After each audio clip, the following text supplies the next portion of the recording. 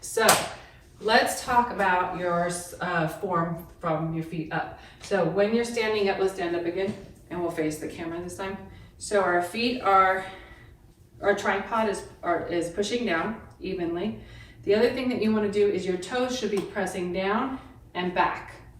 So as you're standing there, I even lift my toes all the way up, and that actually forces an arch. You don't have that issue, but I do because my arches will collapse when I put any pressure on them.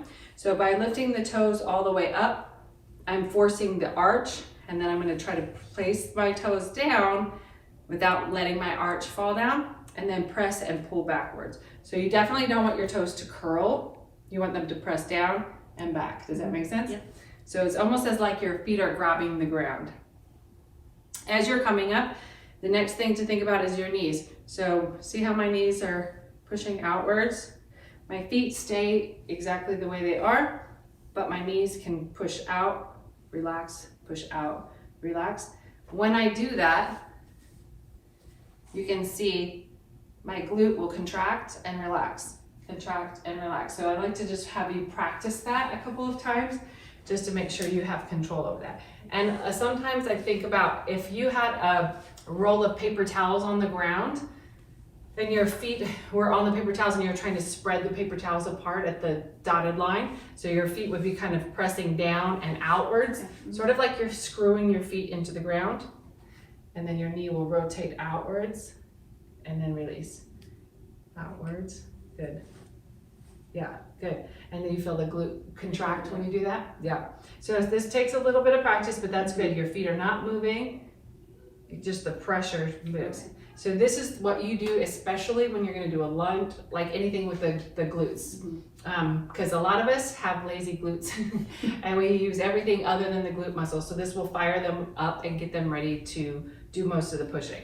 So then coming on up, our hips and our shoulders should always be on the same plane. So you don't ever want one shoulder forward or higher than the other one. Same with the hips. You don't want one hip over there. A lot of times we don't even realize when we have these imbalances. So looking in a mirror when you're doing this is a good thing. But what I want to see is if I'm looking at you from the side, your ear, your shoulder, your hip, your knee, and your ankle should be in one straight line. So if you look at yourself from the side and your hips are pushed out like this, then you know you need to bring them back. Or if you're kind of hunched over, which a lot of us do because we're on the phone a lot or driving or having a baby or whatever. So always rotate your shoulders back and down because a lot of people will go back and kind of lift up. So shoulders back and down, shoulders are flat on the same plane as everything else. Don't forget the last checkpoint is the ears. And a lot of times we'll get, oh, okay, we got everything. And then we'll just be like, okay, I'm straight. And we'll forget this part. So when I say chin back and it's not upwards like that, it's literally just pushing your chin back. Perfect. All right, so your form is actually really good. Let's talk about the core. So in the core, if you think of your pelvis, which is this area from here to here, is a bucket of water. So if I have a bucket of water and I tilt my bucket too far forward, I'm gonna spill water out the back, out the front. If I tilt it too far backwards, I'm gonna spill water out the back. So whenever you're doing any of our exercises, you're gonna keep your hips, your bucket neutral, so it can't spill any water out. And then the other thing with the core is your rib cage, which is about from here to here. Each one of your ribs has a muscle in between. It's called your intercostal muscles. And those muscles will squeeze to help you breathe.